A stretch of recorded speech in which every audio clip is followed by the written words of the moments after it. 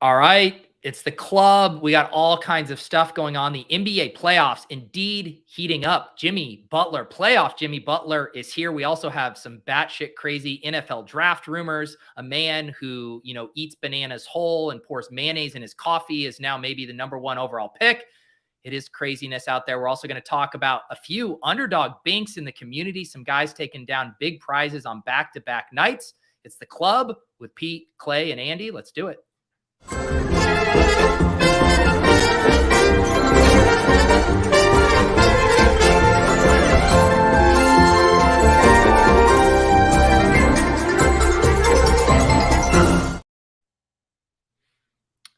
I think I saw Mike Zakarian on Twitter saying that these NBA playoffs, like his body can't handle it anymore. Are you guys feeling the fatigue of all these late night games and trying to grind all the tape? I literally had a conversation with Ali the other day, and I was like, "You have to hold me accountable, unless it's an elimination game that I really want to watch. I'm not staying up to watch these 10 o'clock games." I had gotten into such a good routine of waking up at 6 and going to the gym and all this stuff, and I just completely ruined it watching playoff basketball. What about you, Clay? Sharing a house with a baby last week, so it was a little brutal. But we're back at home base. So I'm kind of leaning into it. If I make it up through it, I'm pretty much a night out anyway, so I don't mind it. Although I do have dreams of being back on the early riser grind in the future, and it definitely doesn't align with that. See, I keep telling myself I want to watch some of this action, but you mentioned the baby thing. I mean, April was up at 4:45 a.m. this morning, and it's just I'm down for the count by the time these games are heating up. But I do have these very funny experiences because I'm always checking the box scores. I'm sweating my dance teams and stuff, and I was like, oh, Giannis is still out, and the Heat are handling them. And I go to the box score, and I was like, wait, Giannis is playing, and the Heat are up on them 3-1. I'm like, what the hell is going on with this series right now?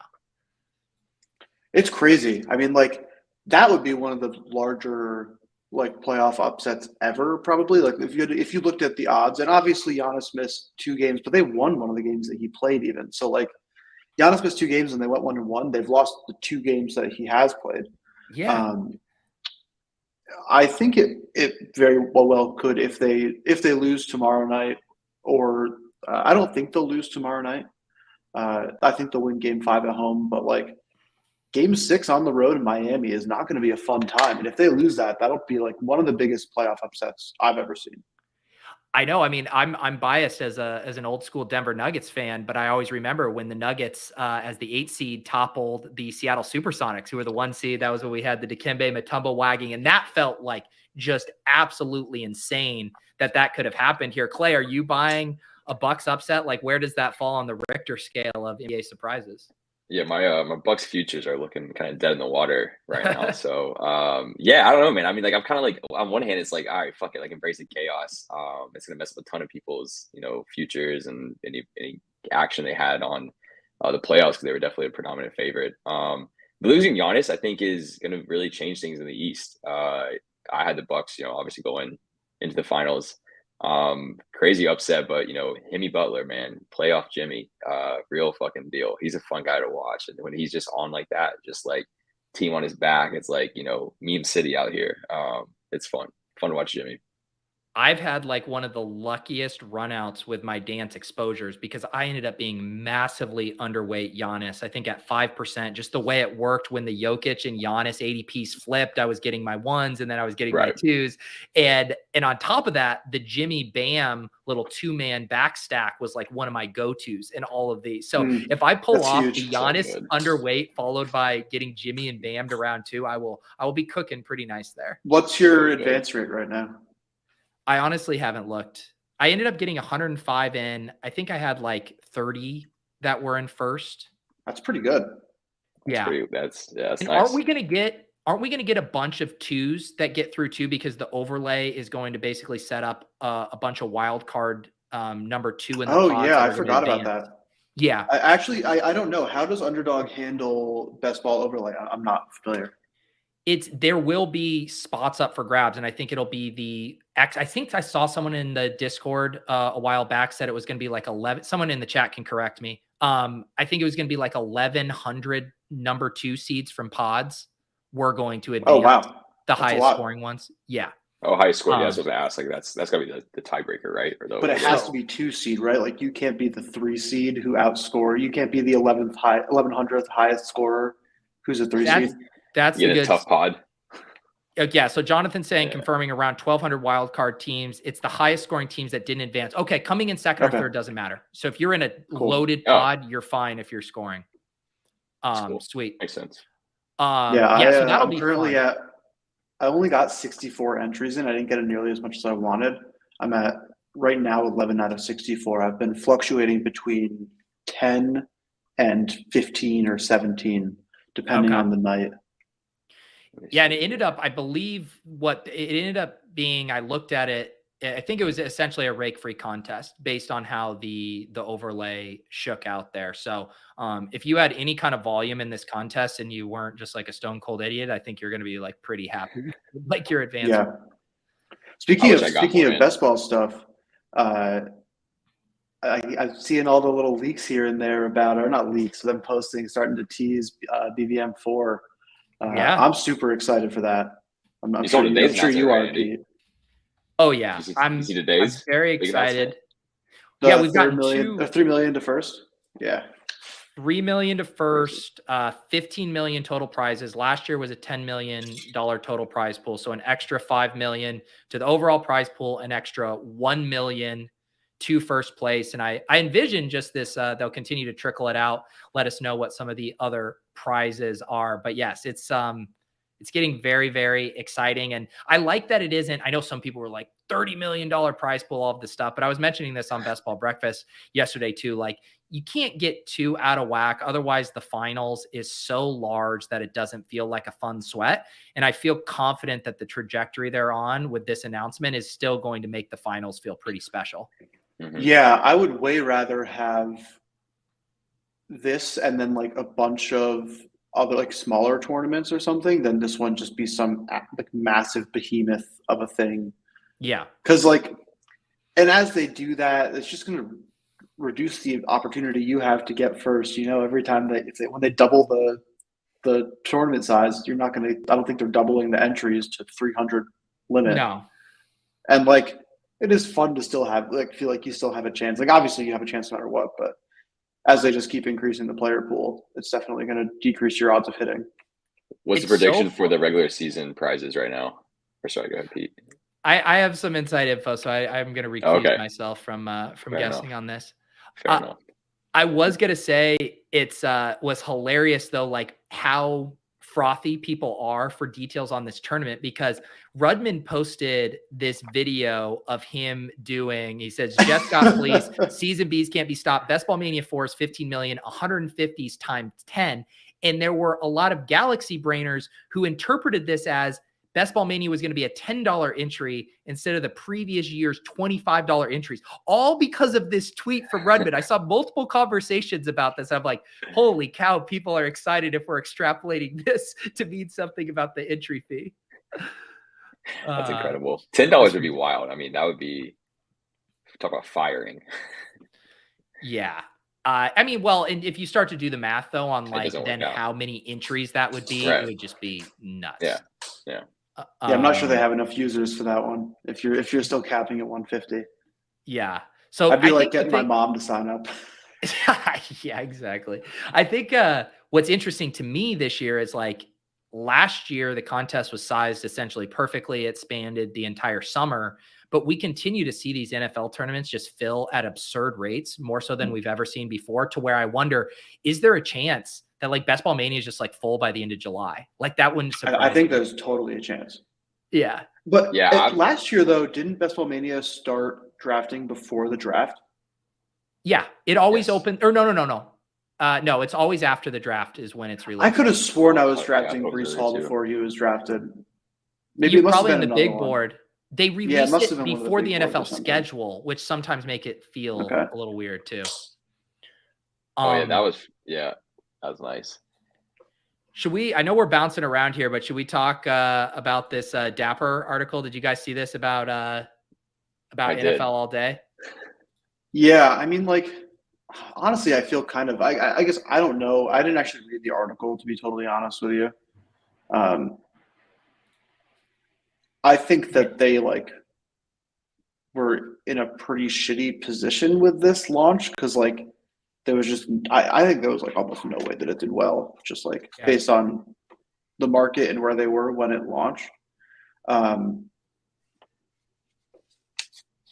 I don't know. I kind of feel bad for them on this one, honestly. I don't think they've done a bad job with it. I think they probably overpromised in like private meetings and stuff, and so I don't feel bad about that necessarily. But I'm sure there was also just like this super unfair expectation that the NFL had of like the players, the NBA made so much money on this thing, now the NFL is, and they just didn't understand that things were different at this point. Right, because if you think about it, the NFL bought the top on NFT sports collectibles relative to what happened with Top Shot, right? Because we saw this come out long after Top Shot, but the negotiations for this to happen were probably happening like in the heat of the Top Shot bull run. Yeah, and God. Oh, sorry, Andy. I didn't mean to censor you. You right there. Dapper just send you a cease and desist. Yeah, exactly. Get out of here.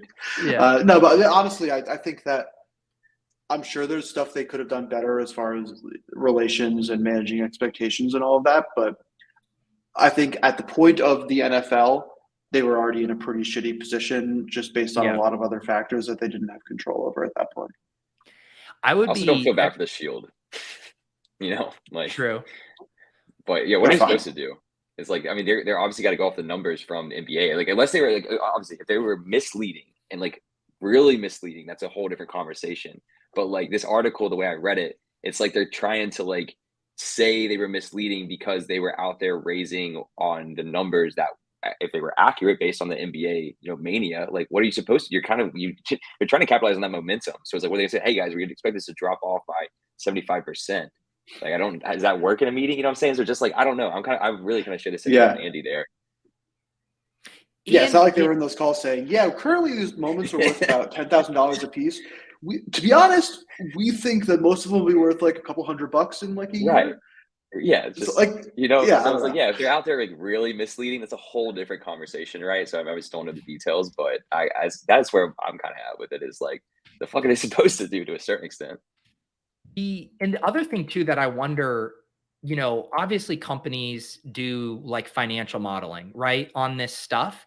And I just wonder, how do you bake in like bear market downturns for a very volatile new asset class when trying to model this out? Because like you said, they were probably modeling under very unrealistic projections. And it's like, but on the other hand, don't you have to like bake in that like, long tail risk of this like bottoming out, which has to be within the range of outcomes when you go into a partnership like this? And even if they did, they probably just like couldn't even get it to where it's at realistically in, present life, right? Like, even if they are modeling effectively on that front, like who the fuck knows? Can't predict a 2-year bear market or like an absolute crash for an amount of time and such. And like, I don't know how you do that.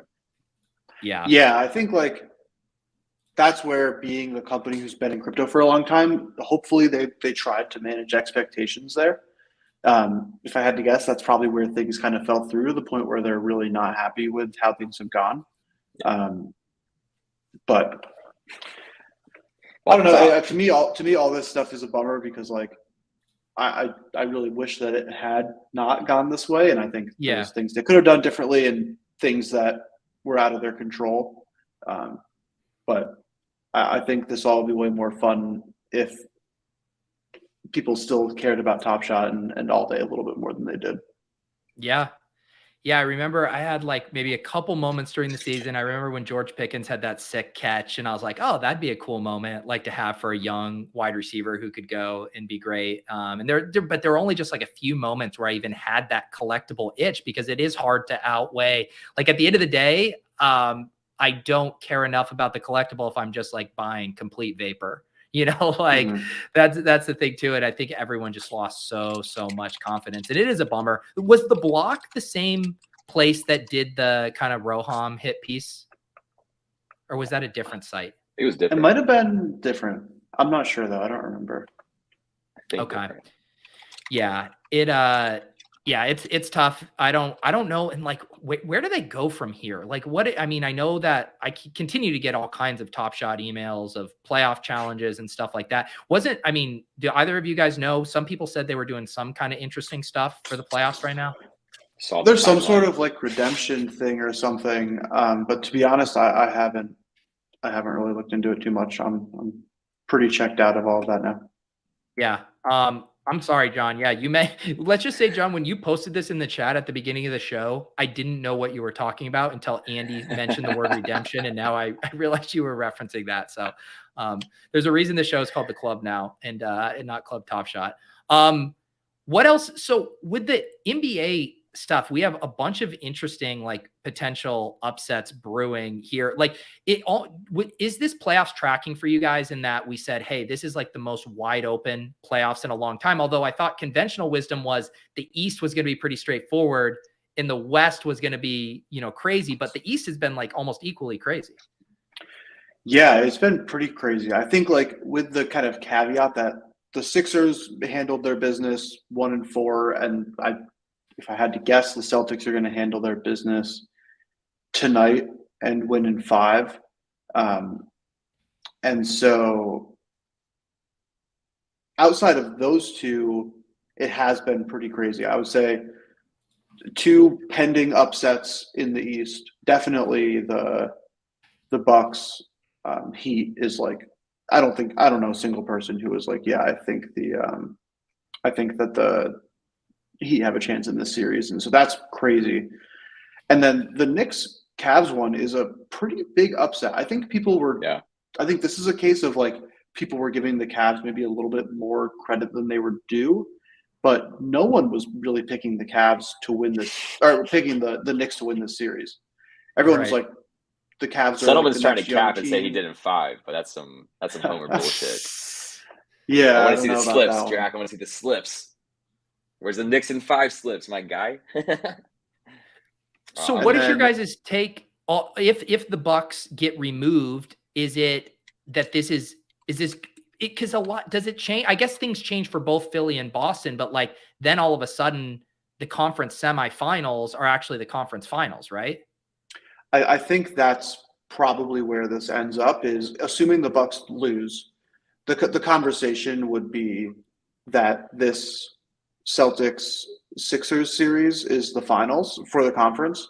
But I don't know. Anything can I'm happen. not a Knicks fan. I do live in New York. The Knicks were really good against the Celtics this year. And if they can get past the Cavs and get past Miami, or like, as soon as it's kind of assuming Milwaukee loses. So to be honest, even though Milwaukee's struggling in the series, I don't see a way that the Knicks would beat them. But if they can get past them, the Knicks were one of the teams that gave the Celtics the most trouble this year. It's definitely, I wouldn't bet on it, but it could happen. Yeah, 100% spot on. That's the path. Like the Knicks are praying that they face the Heat and they got to try to tough it out. It's not a great matchup in that regard either, but I mean, that's just gonna be. You thought like Cavs and Knicks was a slow slog. My God, man, Heat and Knicks are gonna be like they would be lucky to score 80 points each a game. And the Cavs, I mean, it's 79. That was I think the lowest score in, I don't know, not in playoff history, obviously, but of all season for sure. There was some kind of stat. I don't want to like misquote it, but it was some kind of stat about like how that was like the lowest score of like, in something. Philly, I don't think is a great matchup for them. I think Embiid just causes way too much trouble down low. But Boston, they kind of got Boston's number a little bit. That'd be interesting. I mean, I might go 7. That's a fun one. And like talk about a party up here in the Northeast. I'm with you. I'm not a Knicks fan, but I've always said that I would love to witness a Knicks championship in person. And I was really missing being not just going hanging around Madison Square Garden last week. So I'm looking forward. I'm probably gonna sneak over and just go be a part of the chaos next home game. Did we get Jennings? Was it Jennings? Did we pin him down on a bet? Didn't we have something that we said like a Nuggets Knicks final had to have been? I thought we like pinned. We had floated. I think that might have been last year. Okay, I thought there's also like an ETH price point in there or Bitcoin price point that is a little unattainable at the moment. But what I'm trying to say definitely is some woodpecker deal going on. Yeah, well, let's actually just make it up now, which is if the Knicks play the Nuggets in the finals, Pete has to get us courtside at MSG. I think that's really what we're at both, and we're taking his PJ back and forth. Yeah, exactly. Yeah, PJ's PJ. Exactly. What about the Memphis Lakers? Is this, I mean, I know a lot of people were hype on the Lakers based on ADPs in the dance. So from that perspective, I'm guessing you guys aren't surprised, or are you surprised by this 3-1 right now? I'm a little bit surprised just because, like, I guess I'm more so surprised at Memphis. I don't think the Lakers have played insanely well. Like AD was last night was like bad. He was like not a good player last night. And like Austin Reeves, baby. yeah. The GOAT. So I guess I'm a little bit surprised that Memphis hasn't capitalized on that stuff a little bit, considering the game that they won is the game where Ja didn't play.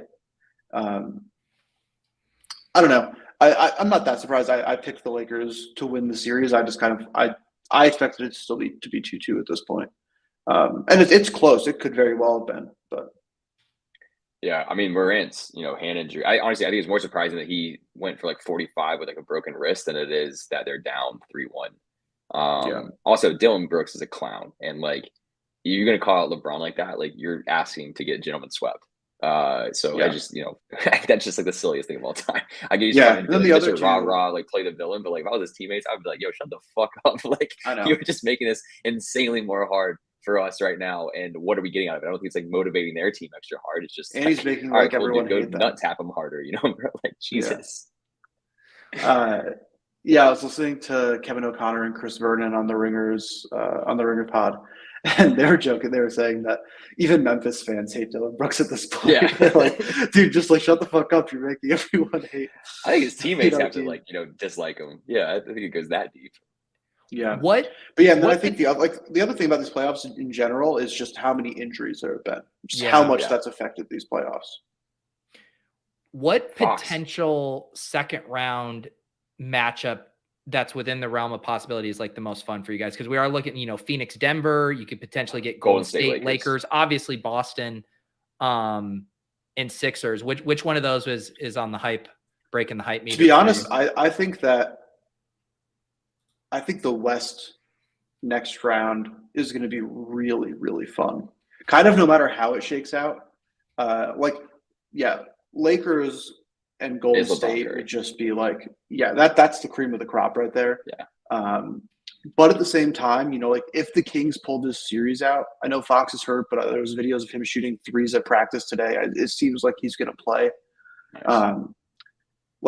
I don't think the Kings are out of this series. No. And like that would be a fun series as well, but it's nothing compared to Lakers Golden State. But then like I'm also super into Denver Phoenix. I think that's gonna be a really fun one of basically just like can Jokic take on this, team of all-stars, and how bad is DeAndre Ayton actually? And I think the answer would be pretty bad in this series. And I think it'd be a fun one. I think that Phoenix LA series though is the biggest bummer of the playoffs. Right now, just based on how things have gone, if Paul George and Kawhi were healthy, it really feels like this would have been just like a total brawl, like really, really, really fun series.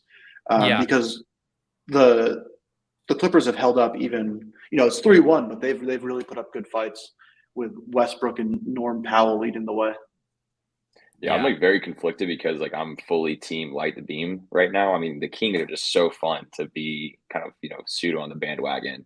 But I also just like desperately would love to see, at 6-7 games of LeBron and Steph for maybe could be, one of the final times. And that just like as like a basketball fan, I think that's just like a moment that we would greatly appreciate, especially in like another 3 to 5 years, and look back and be like, damn, we got like an incredible series when those guys were still at their like, obviously not peak. Like LeBron's obviously like past his prime in that regard, but still at a fucking high level. The guy put up 20 and 20, and that's insane. Like he's just balling, and like Curry's going. So that would just be historic in a way that I hate. I'm kind of like pulling against the Kings a little bit because I really would like to see that. But for historical purposes, I think I would just, I'm leaning into Steph, LeBron, and hope that goes and be just works. But yeah. All the matchups are enticing. I mean, Philly and Boston would be a great series as well, especially if Embiid can get back healthy. But yeah, the West is definitely where it's more exciting. And there's just kind of like even the thematic symmetry of like Lakers and Golden State as the old guard, like crushers of the West versus like Denver and Phoenix. And obviously Phoenix has been kind of assembled as a super team on the fly recently, but the like run and gun where people don't always like buy them in their style. Like, do they have the playoff toughness? Do they have what it takes to like go deep in the final? So like whatever of Denver Phoenix plays potentially Lakers or Golden State, I think will be fun from that perspective regardless. Yeah, John made a good point too. Like we got LeBron, Durant, and Ooh. that's like it's so funny because every time it goes back to like 2018 obviously, but it's insane. Like they're always one of them's always been out, and that would be special too. I mean, we got like let's say like it's LeBron, Steph, and then Lakers win that, which would be pretty remarkable.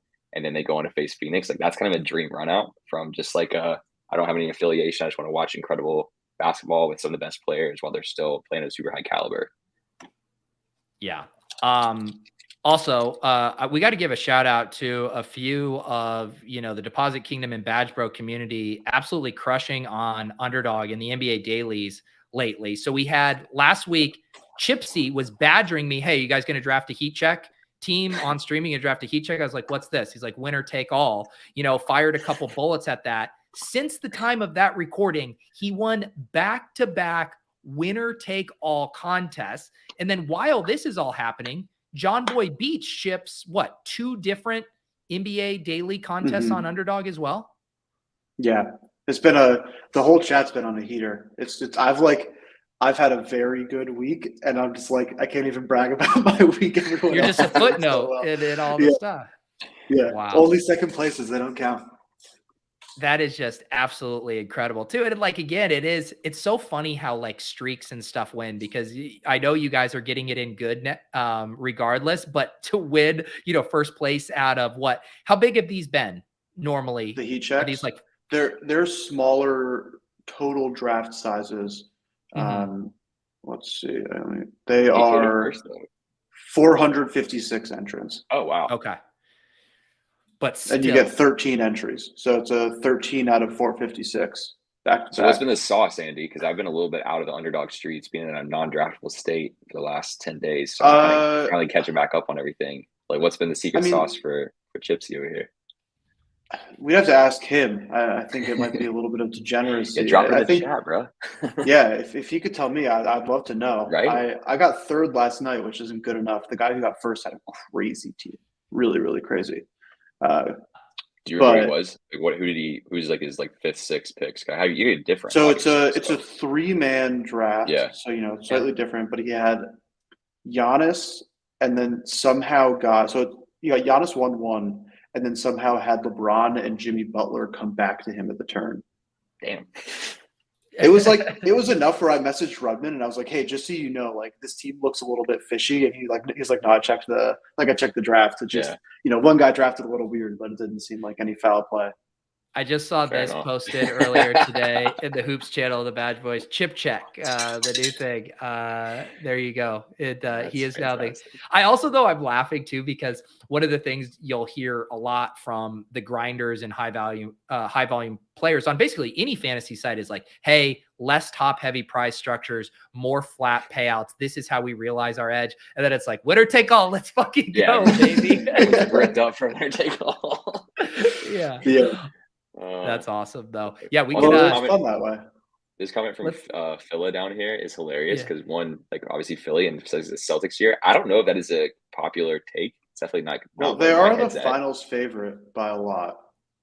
So the Celtics are plus 200 or plus 195. The Suns are plus 390, and then the Bucks, who are down 3-1 currently, are plus 600. They're the next best odds. You see how like 4 minutes in the game last night, they're off swung crazy for the Bucks. I saw like a pretty incredible post about that. You saying the Warriors? Yeah, it's pretty ridiculous. The Warriors, then the Sixers, and the Nuggets. So then the Lakers at plus 1,400. Then it starts getting a little silly.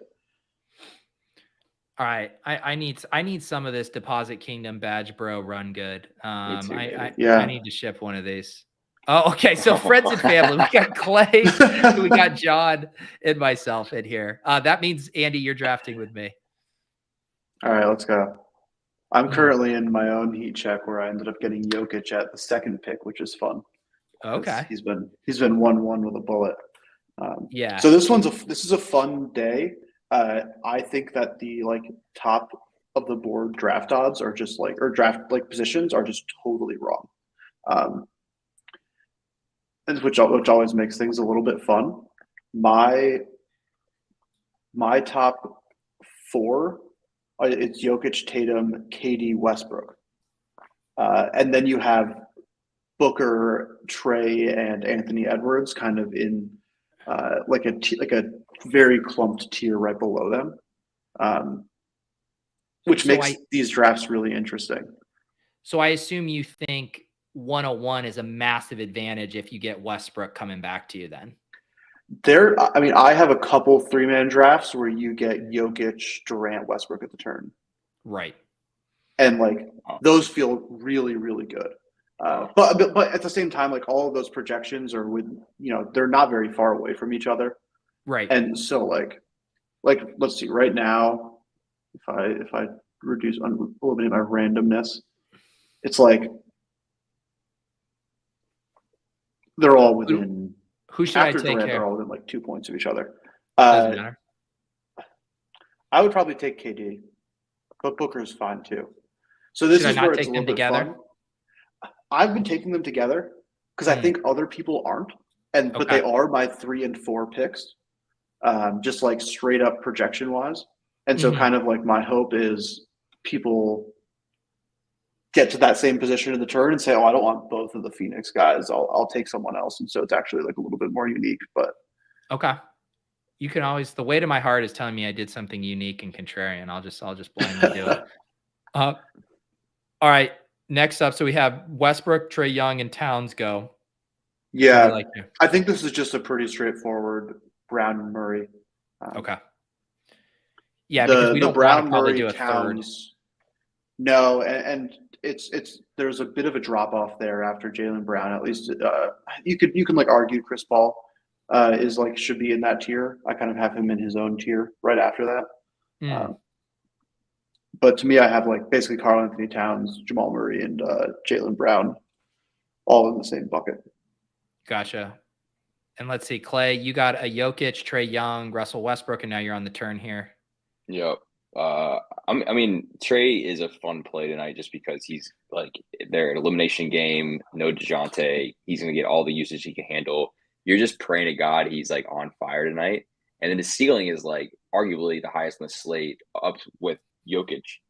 Yeah, his ceiling's crazy. Jokic, it's just but for these, I care about ceiling more. So I'm willing. So for me, I think your rankings are great, Andy. But I got Trae on my personal rankings higher up, even because I'm especially this contest. Either Smart ceiling's or all that matters to me. Fine. I like Derek White more than both of them.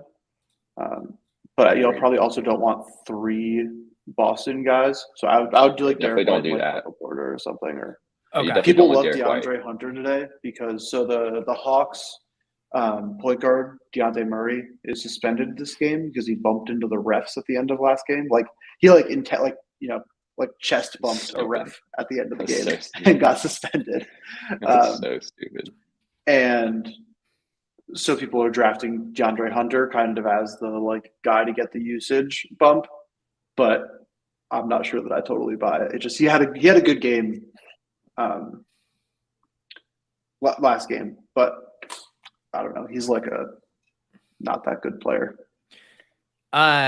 Chipsy catching up on the chat says the one day I won, I drafted before the Kawhi news. So Russ went later that day and it helped. So got some nice closing line value there. Ooh, yeah. I avoided the Badge Bros sneaking into another one of these. Oh yeah. That's nice. Now the 2 slot.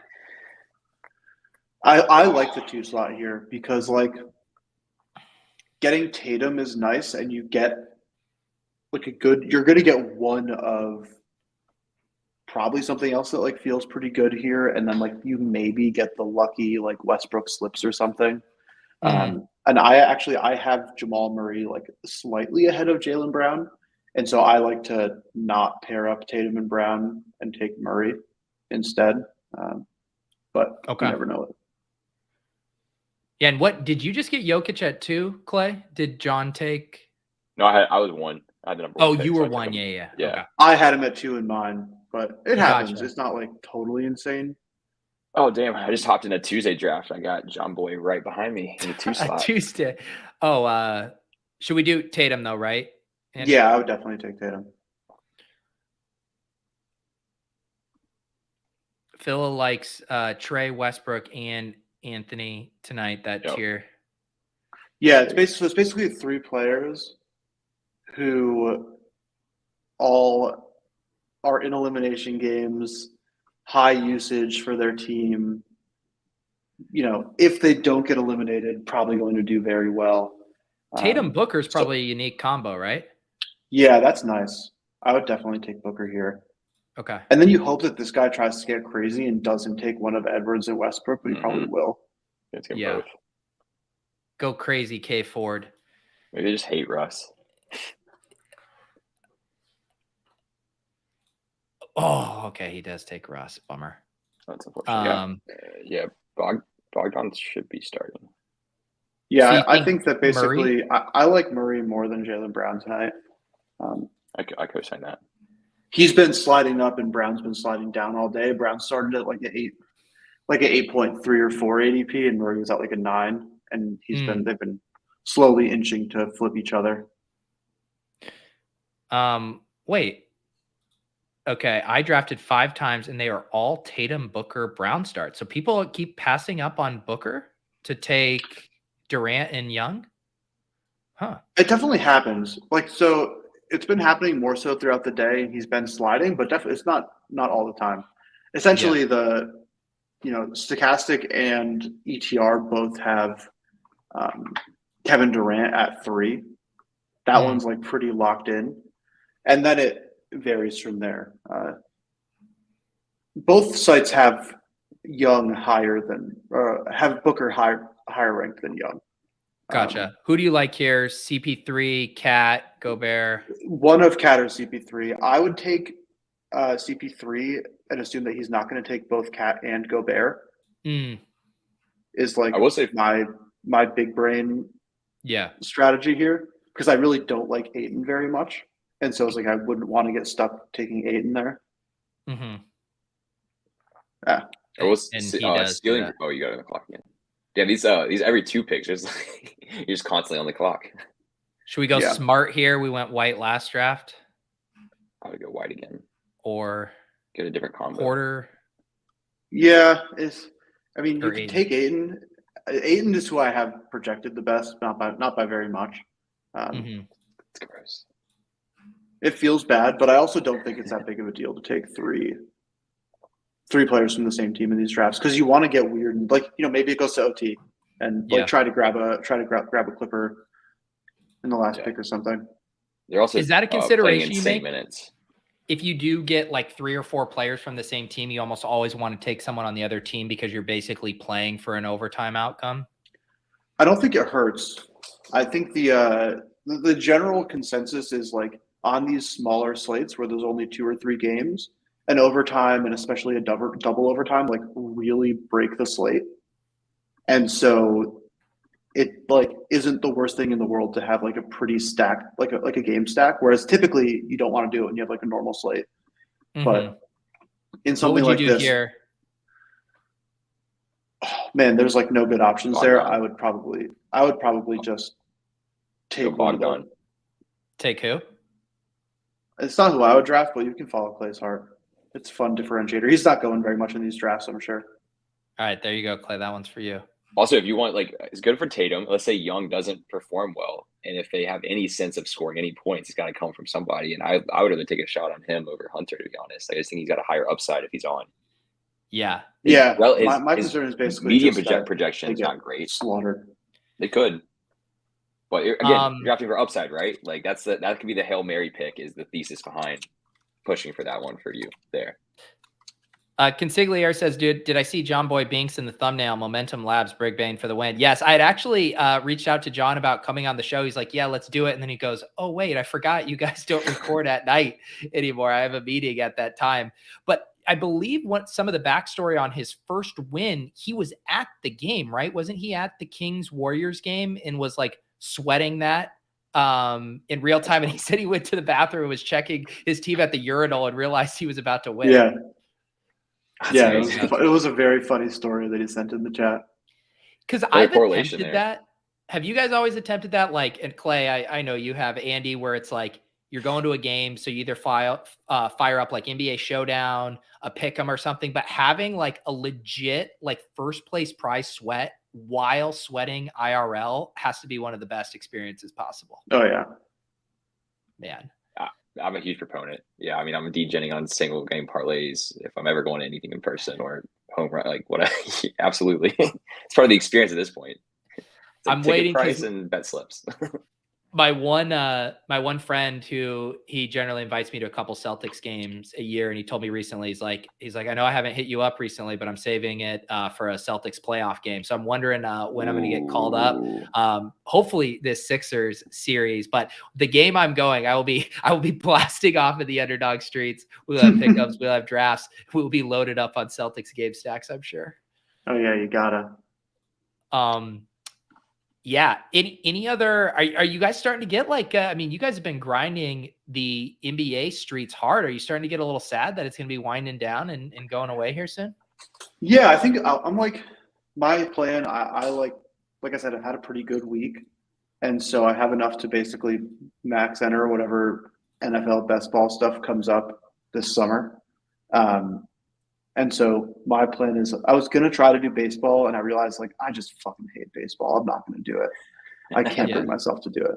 And so I think my plan is just to chill a little bit, do best ball drafts all summer, have those max for next season, and then try to figure out what my strategy is for NFL. So actually I was curious to ask you about because I am totally a fish when it comes to NFL, at least last year. Like I had one sweat finish, but I definitely have not, or last year at least, was not doing that well.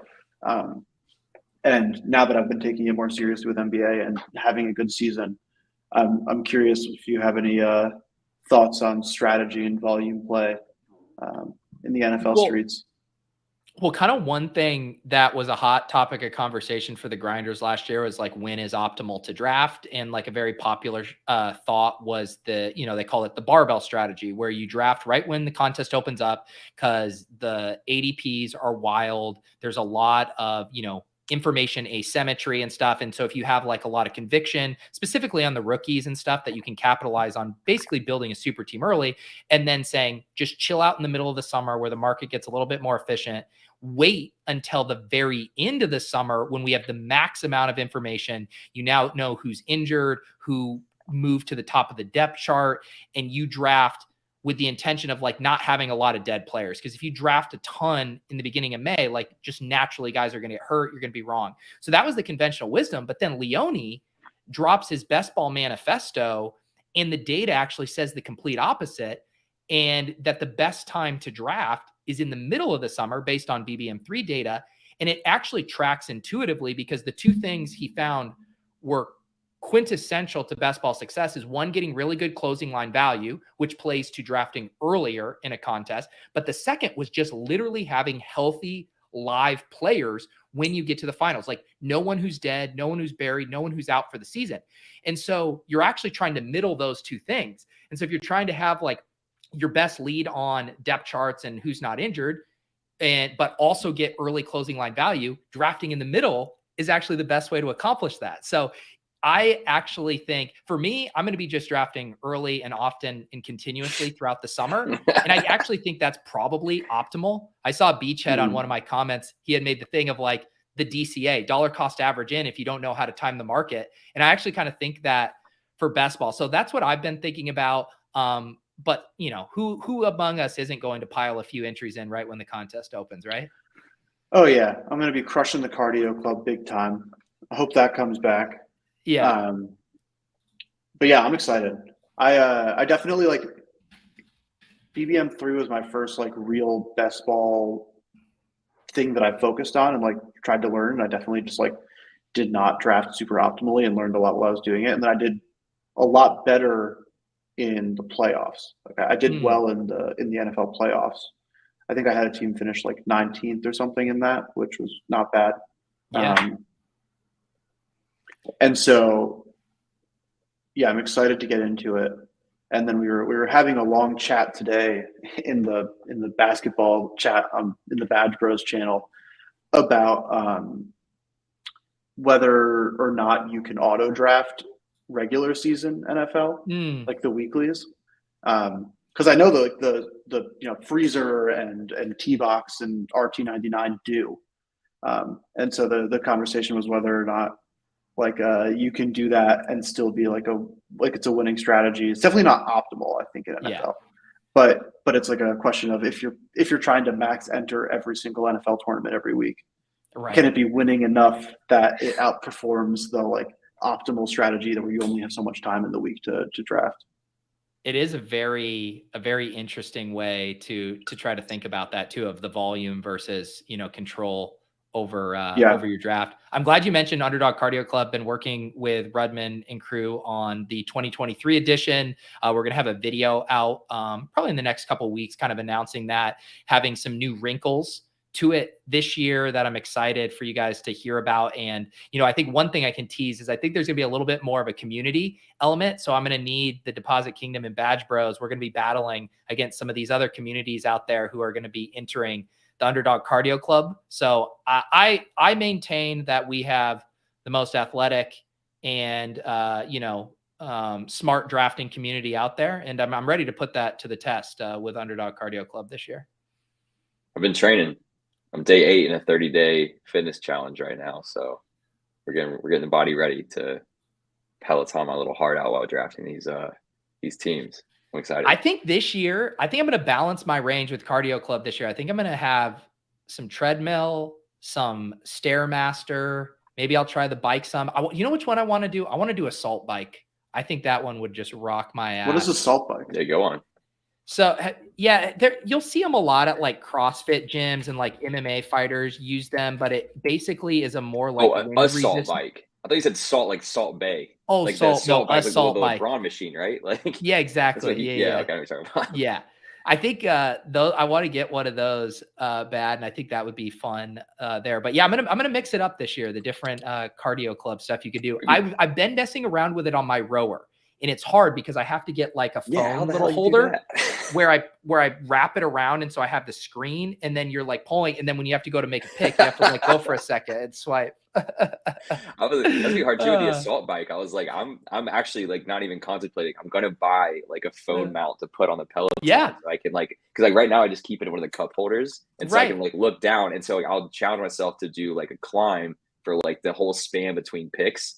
And kind of turn it into like a fun way. And then I'll like sit down, try to catch up real quick on like the queue, like who's been drafted, and then make my selection. But I got to upgrade, man. It's too serious this year. I can't be. I got all the EV out of this, and that's going to include a beautiful little mount right there in front. Yep. Well, that is the nice thing about the Stairmaster, because those typically have like people put their magazines or their Kindles up there, so it has the built-in spot. It's definitely the most seamless, I think, for Cardio Club, but. I've been justifying some things for my home gym setup I'm working on, but I do not know if I can justify buying my own Stairmaster for at home. Those things are so expensive. I think they're like $6,000 or $7,000 for a Stairmaster. That'd be a real sicko move, but I respect it. I would respect anyone who did that just to get more Cardio Club drafts in. Elon, if I have not seen, you do have to show proof of cardio somehow to make sure that it's eligible. But if you did like a full bench set, maybe you need to add in some other arm stuff while you're at it to get to your full 45 minutes. But I'm down. I will allow this if you can give us proof of bench cardio here for sure. All right, guys, fun show. We've been trying to keep these a little tighter so I can go and not be a deadbeat. Dad, Andy, Clay, anything else going on in your neck of the woods here? No, not too much. Just going to keep max entering this underdog stuff, and I'll come back next week with some more thoughts about whether or not it's possible to auto draft NFL regular season. Because as I saw, Bonesaw says in the chat, isn't correlation too important? And that was our conversation. And so I was doing some research on last week's tournaments and stuff a little bit today, and not enough to have any meaningful discovery. But Yep. I'll come back. Exactly. My goal Clay, what next about week you? is to make y'all. Yeah, my goal next week is to make y'all jump across the fence with me and become a baseball bro. I've been corrupted. I've watched more Braves games this year than I probably have in the last like 15 years combined. Fun in the underdog streets with him. And I got shout out Easy in Discord too, because he's been putting together like a sheet that he shared in the baseball channel, the Badge Bros section, that has like DFS modeling and stuff. And it's been really fun to use that. And I gotta give him some flowers because I've definitely been taking advantage and enjoying the shared love. So yeah, if you're not hanging out on the Badge Bros channel, it's like you're missing out on a really good time in the Discord. Yep, I'll do my usual thing here. Hop in the Deposit Kingdom Discord. We got all kinds of sports going on. If you're trying to find where we talk about the Underdog dailies, you find the Badge Bros, and then we have the different threads for the sports. You just click the thread button up here, and you can see them. We got the NBA playoff basketball thread, regular hoops, golf, all kinds of stuff in there. That is how you can dive in to the conversation in the Deposit Kingdom. That link is down below. Appreciate you guys hanging out here with us on a Tuesday. Congratulations again to John Boy and Chipsy for absolutely crushing in the streets. Enjoy the NBA action. If you guys are looking for some NFL draft live streams, I'm going to be doing 2 of them on Thursday. The Fantasy Life crew is going to have a mega 4-hour live stream, as is the ship chasing. So I'm going to be bouncing around, having some drinks, watching craziness unfold there. Looking forward to that. And we will see you guys next week. Maybe we can get PJ and Jack back in the saddle then as well. For Andy, for Clay,